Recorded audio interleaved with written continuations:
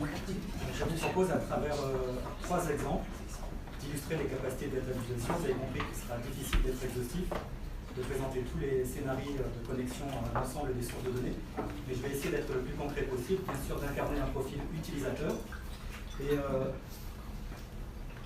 le premier objectif que je me fixe au sein d'une société fictive qui conçoit, commercialise des outils high-tech, c'est d'essayer, dans un département commercial, de mieux appréhender et comprendre comment se déroulent les ventes par rapport à des segments clients, par rapport à des géographies, par rapport à des canaux de vente, par rapport à des lignes de produits. Mais la difficulté que je rencontre, c'est que je n'ai pas vraiment l'habitude, classiquement, de rechercher des tableaux de bord ou d'analyser de façon ad hoc tout un ensemble de jeux de données. Je veux, quelque part, de façon assez intuitive et proche du langage naturel, pouvoir accéder aux données qui m'intéressent. Puisque je m'intéresse en priorité aux chiffres d'affaires, aux lignes de produits, je vais directement dans mon interface m'intéresser justement à la notion de revenu. Alors, je vais faire comme vous, je vais m'asseoir, c'est plus pratique pour moi. C'est le café, alors on peut s'asseoir. Donc, je vous disais donc effectivement par rapport à un mot-clé, je tape revenu automatiquement en fonction des sources de données qui sont indexées et qui sont rendues éligibles en fonction de mon profil. On en propose un certain nombre ici d'indicateurs, y compris un indicateur de chiffre d'affaires qui va m'intéresser par rapport à mon analyse. Donc en fait, je peux rapidement parcourir tout ce qui m'est proposé et en fonction de ce qui apparaît, faire une sélection. Évidemment, ça n'a pas beaucoup de sens, mais la seule capacité de visualisation d'un indicateur, c'est de vous présenter de façon complètement agrégée, ce qui d'ailleurs est indiqué ici dans l'aide qui accompagne l'indicateur. Moi, je m'intéresse uniquement au territoire dont j'ai la responsabilité, par exemple la France. Donc je vais tout simplement taper le mot-clé France pour que automatiquement la solution puisse me proposer France. Mais en fait, France, ça peut être plusieurs choses. Ça peut être éventuellement une partie d'un prénom d'un client, ou ça peut être la France, soit la région d'expédition ou la région de résidence de mes clients. Par rapport à mon analyse, c'est bien la région de résidence qui m'intéresse. Donc je sélectionne automatiquement, ça va évidemment agir comme un filtre avec une donnée moindre obligatoirement.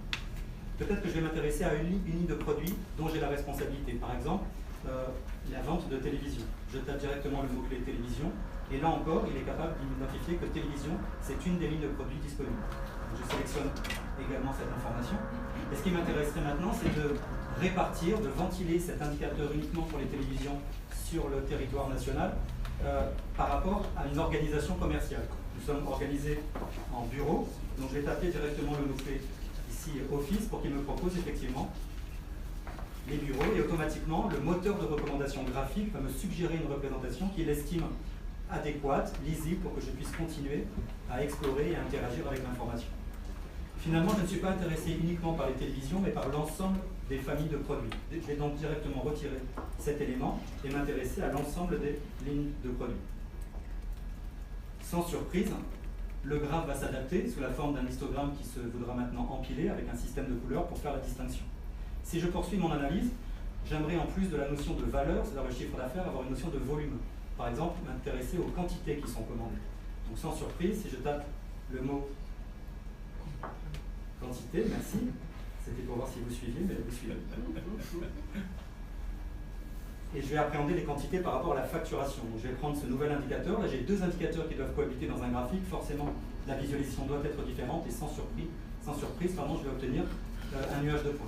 Si je rajoute un 3e indicateur, et je vais m'arrêter là dans la liste des indicateurs, ce pourrait être par exemple le montant de la remise qui est accordé. Donc, si je tape directement le mot-clé discount, en m'intéressant non pas au taux, mais au montant lui-même, là encore, forcément, le nuage de points va se transformer en graphe à bulles avec des diamètres différents pour notamment traduire cette divergence de taux de remise. Donc soit le résultat que vous obtenez, j'allais dire de façon assez naturelle, de façon graphique, vous convient, et vous pouvez directement décider par exemple de l'exporter, ne serait-ce que le faire dans un fichier Excel pour poursuivre votre analyse ou le partager avec un de vos collaborateurs, ou bien vous pouvez utiliser une des autres suggestions qui sont proposées sur la partie droite, ou bien vous pouvez, comme c'est suggéré ici, appliquer tout un ensemble d'actions qui passent du tri au zoom à l'application de statistiques comme on le verra plus tard. Je pourrais par exemple décider sur un point en particulier de faire une exploration. Et là l'exploration, naturellement, elle va m'être proposée sur les axes d'analyse qui sont déjà présents, par exemple, descendre dans la hiérarchie du produit pour aller jusqu'au niveau le plus fin, ou éventuellement faire ce qu'on appelle un Dream Anywhere et sur une hiérarchie alternée zoomer vers le segment client ou le nom du client lui-même, ou pourquoi pas directement zoomer et driller vers toute autre dimension d'analyse qui serait disponible par rapport au jeu de données que vous êtes en train d'interroger. Et ce qui va être intéressant également à ce niveau, c'est de dire que vous pouvez remettre en cause le graphique si vous avez une idée très précise de ce que vous voulez. Automatiquement là, en lieu et place de la recommandation, vous choisissez parmi les graphiques qui sont éligibles en fonction du jeu de données, ou bien vous pouvez par exemple sélectionner directement un ensemble d'informations en vue soit de le conserver, soit de le retirer pour poursuivre votre analyse. Donc là, je vais conserver la sélection. Et soit je peux faire quelque chose de cette façon de répartir les informations par quantité commandée, par chiffre d'affaires, en fonction des lignes de produits sur la seule France et en fonction des différents bureaux, ou alors je vais décider de poursuivre et d'inscrire cette première investigation dans un réel projet d'analyse visuelle, non seulement pour le rendre sauvegardable dans mon espace personnel, mais aussi pour pouvoir le partager avec d'autres personnes. Donc je vais directement invoquer ici la capacité de transformer une expérience un peu empirique, un peu à l'aveugle comme ça, en un vrai projet visuel, parce que je vais aller plus loin dans la façon dont je suis en train de découvrir mes données. Donc là, de façon graphique, on va vous procéder en fait la synthèse de toutes les actions que vous avez menées jusqu'à maintenant, à la fois en termes de sélection, on retrouve notamment la sélection géographique, mais également par rapport à la répartition des informations, des axes, des indicateurs sur un graphique. Mais l'intérêt ici, c'est que je n'ai pas eu explicitement à positionner l'ensemble de ces axes, de ces indicateurs dans les différentes composantes du graphique. La recommandation graphique me l'a permis automatiquement. Donc je gagne du temps. Pour l'instant, je ne me focalise pas sur un chemin de graphique qui pourrait être fastidieux. Ceci dit, je vais remettre en cause les sélections que j'ai faites jusqu'à maintenant. Donc je vais enlever le filtre de sélection sur le nuage de points, de même que je vais retirer le critère géographique. Mais je ne vais pas tout à fait me débarrasser de la géographie parce qu'en fait, je viendrai me focaliser sur l'Europe. Donc là, directement, en m'intéressant à une zone géographique en particulier, à savoir donc la zone de résidence de mes clients, je vais apposer directement un filtre en vue d'aller chercher l'Europe. Notez au passage que quand vous prenez un élément, vous pouvez décider de l'inclure ou de l'exclure pour, encore une fois, gagner du temps dans la sélection des informations.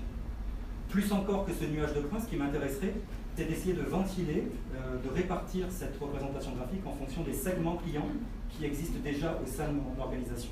C'est ce qu'on appelle la notion de trait. N'importe quel graphique peut automatiquement être découpé en autant de lignes et autant de colonnes que vous le souhaitez. Dans l'exemple ici, je vais rechercher, parce que je ne connais pas forcément encore bien ma bibliothèque d'objets métiers, la notion de segment. Prendre effectivement le segment client et le positionner sous la forme d'une colonne entrée. Automatiquement, le graphique va être décomposé en autant de colonnes que j'ai identifiées jusqu'à maintenant de segments clients, avec pour objectif suivant de ne garder que les segments auxquels je m'intéresse actuellement dans mon organisation, à savoir, sous forme de filtre, les citadins et les étudiants.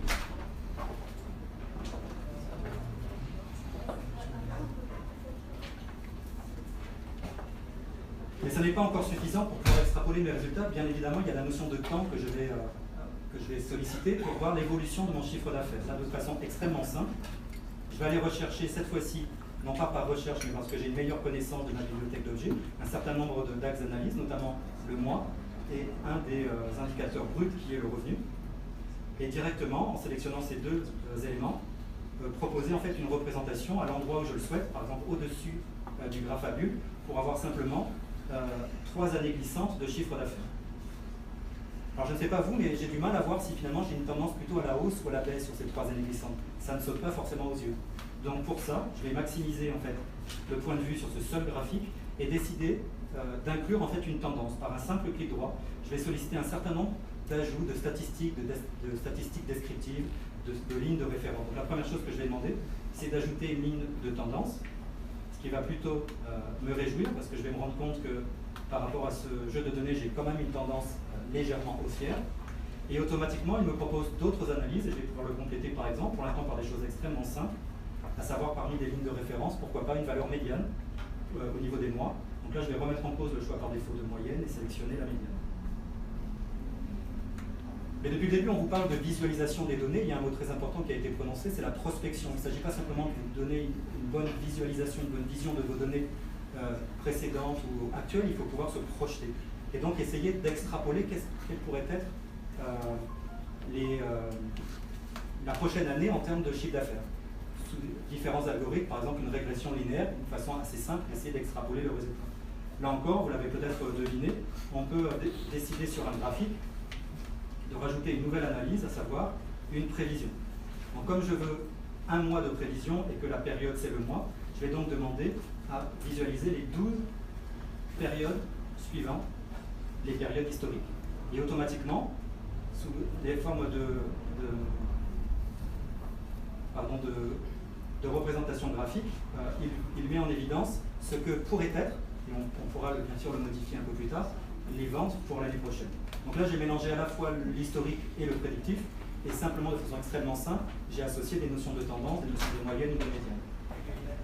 Donc je vais réduire cette vue pour décider également d'appréhender maintenant les informations, notamment le fait que je me suis focalisé sur l'Europe. Il y a peut-être des divergences très importantes au sein de l'Europe entre les différents pays.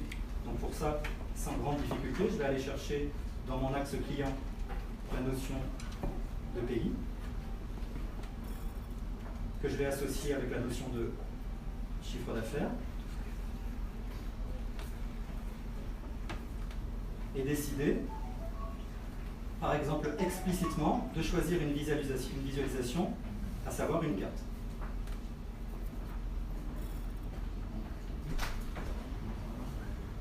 Faut que je clique, sinon ça marche pas. Et par rapport à cette carte, je vais simplement lui indiquer au niveau de ses propriétés que je veux en particulier me focaliser sur les pays européens. Vous avez tout un ensemble de couches géographiques prédéfinies et personnalisables que vous pouvez sélectionner. Je vais donc ici sélectionner les pays européens pour que la carte soit automatiquement centrée sur le périmètre géographique pertinent. Et j'aimerais associer, en plus de chiffre d'affaires qui est ici représenté par une densité de couleurs, le nombre de clients dans chacun de ces pays. Pas de chance, cet indicateur n'est pas présent dans le jeu de données que je suis en train d'exploiter. Évidemment, ce n'est pas très compliqué de rajouter un indicateur. Donc dans la partie Mes calculs, vous allez simplement demander à ajouter un calcul en utilisant un catalogue de fonctions assez important. Et là, de façon très simple, dans mon exemple, je vais demander à compter le nombre de valeurs distinctes, ou le nombre de valeurs tout court selon l'unicité ou pas de vos informations, et rechercher en fait l'identifiant de mes clients. Donc, je vais donner un nom à ce nouveau calcul. Je vais en vérifier la syntaxe, l'enregistrer dans ma bibliothèque de données. Désormais, cet indicateur est disponible au même titre que les autres. Et je vais simplement en fait, déplacer cet indicateur pour le représenter par exemple avec un diamètre de bulle différent d'un pays à l'autre. La dernière chose que j'aimerais appréhender, sur lequel on m'a sollicité, c'est d'essayer d'isoler, de regrouper des classes homogènes de clients en fonction non seulement du chiffre d'affaires, mais également de leur profitabilité. Pourquoi essayer de le regrouper, d'isoler peut-être les valeurs d'anomalie? C'est peut-être pour après être capable de les cibler avec des campagnes par rapport justement à des populations qui semblent assez homogènes. Donc pour ça, je vais sélectionner donc mes clients, tout simplement par le nom. Je vais sélectionner le chiffre d'affaires.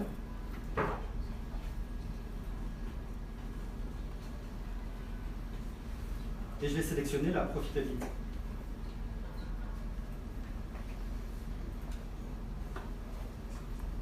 Et là encore, je vais laisser la solution choisir une représentation. Je vais me placer au-dessus de l'ensemble des graphes.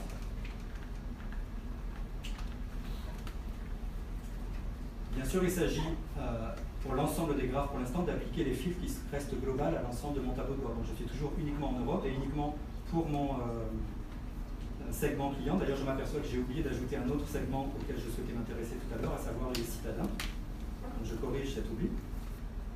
Et par rapport à la représentation ici de mes clients, j'aimerais effectivement essayer d'identifier des populations. Donc pour ça, ce que je peux faire, c'est directement sur le graphique, ajouter ce qu'on appelle des clusters. Donc par défaut, en fait, il va essayer de réaliser 5 groupes de clients pour arriver quelque part à isoler des ensembles cohérents. Et vous pouvez également décider, là c'est un petit peu moins parlant, mais d'isoler en fait des valeurs aberrantes, c'est-à-dire des valeurs plutôt exceptionnelles qui échappent quand même aux valeurs les plus représentées. Et pour les faire cohabiter sur ce graphe, il va simplement les représenter, ces valeurs aberrantes, sous la forme d'un carré plutôt que sous la forme d'un cercle. Là, le jeu de données n'est pas extrêmement dense, je vous montre juste un exemple, mais on repère bien les données qui sont peut-être maximales, minimales, ou qui échappent à la concentration. C'est une façon, encore une fois, de détecter des signaux, de rendre visibles des corrélations, des anomalies, des tendances, des exceptions le plus rapidement possible, y compris sur un jeu de données qui se voudrait volumineux. Si j'en ai terminé avec ce premier exemple par rapport à une étude de rentabilité, de chiffre d'affaires par rapport à différents axes d'analyse, je peux bien évidemment décider de sauvegarder cette analyse, soit dans mon répertoire personnel, soit dans un répertoire partager pour le rendre immédiatement disponible, y compris sur la mobilité avec exactement le même rendu et y compris avec le même niveau d'interactivité. D'ailleurs, même la mobilité vous permet de créer ces analyses visuelles, pas uniquement de les consommer. Excusez-moi. Si vous cliquez sur un petit cercle, est-ce que vous voyez le détail derrière? Je vous remercie parce que je ne savais pas comment faire la corrélation. Merci beaucoup pour la question. Effectivement, si je sélectionne un point, vous allez voir que automatiquement je mets en exergue sur l'ensemble des autres graphes s'il y a ou pas une liaison. Alors ça peut être extrêmement intéressant parce que quand vous faites participer des indicateurs, par exemple avec des dimensions différentes, ça vous permet finalement de mettre en évidence ces relations sans être obligé de créer un nouveau graphe qui ferait participer l'ensemble des dimensions d'analyse. Donc vous essayez de trouver ou pas des relations.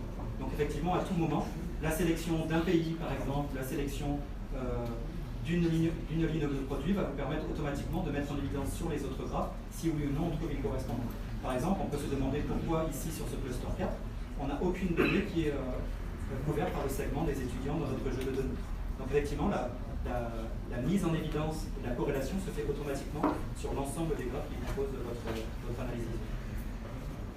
C'était le sens de votre question. Je voulais savoir juste si vous avez une liste détaillée pour cliquer dessus. Qu'est-ce que vous entendez par liste détaillée? Green? Oui, voilà, green. Ah oui, alors. Après, si vous voulez effectivement vous décider d'explorer, de voir qui sont quelque part derrière ces clients, l'ensemble des commandes, vous avez deux façons de l'opérer, soit par une exploration et vous pouvez à tout moment décider quelle est la prochaine dimension d'analyse, par exemple, que vous voulez voir affichée, ou bien ce que l'on va pouvoir mettre en œuvre, c'est ce qu'on appelle la navigation contextuelle. C'est que là, je pars d'une donnée assez agrégée, assez visuelle, mais rien n'interdit d'avoir déjà créé en fait un rapport plus opérationnel avec par exemple l'historique des commandes et par un simple clic, il va le passer en fait dynamiquement sous la forme de fil tous les éléments qui sont communs entre les deux rapports. Comme ça, vous allez finalement passer d'une vision décisionnelle à une vision un peu plus opérationnelle sans perdre le contexte de votre analyse. C'est une autre façon de répondre à la question. C'était plutôt dans C'est ça la question. Merci. Donc sur ce premier exemple, on a vu ensemble effectivement différents services qui sont rendus à l'utilisateur, toujours dans l'optique de garantir son mobilité, son autonomie, d'accélérer la découverte ou éventuellement l'impasse, comme ça a été mentionné, finalement d'arriver très rapidement à une impasse, c'est aussi une valeur de la solution. De ne pas consacrer énormément de temps pour construire un modèle de données à l'échelle d'une entreprise, pour se rendre compte que finalement, l'ensemble des dimensions d'analyse ne vous sert pas grand-chose pour votre métier. Donc arriver à une impasse, c'est aussi une valeur dans une solution. Mais il faut y arriver rapidement et savoir corriger le tir. Donc je ne vais pas réitérer l'ensemble des valeurs que l'on a vues, mais bien évidemment, on a essentiellement vu l'interrogation proche d'un langage naturel avec la saisie de mots-clés, la capacité de s'appuyer sur un moteur de recommandation graphique, une palette graphique dont je n'ai pas encore montré l'objectivité, mais qui est très large. Vous pouvez disposer complètement à votre guise un tableau de bord composite avec tous les éléments graphiques, les tableaux pivots. En quelques clics, c'est extrêmement simple. On a vu les facultés d'exploration hiérarchique. Je vous ai montré quelques facultés de tri, de zoom ou de filtre. Et puis, pour l'instant, des choses extrêmement simples en termes de tendance, de statistiques ou de statistiques descriptives.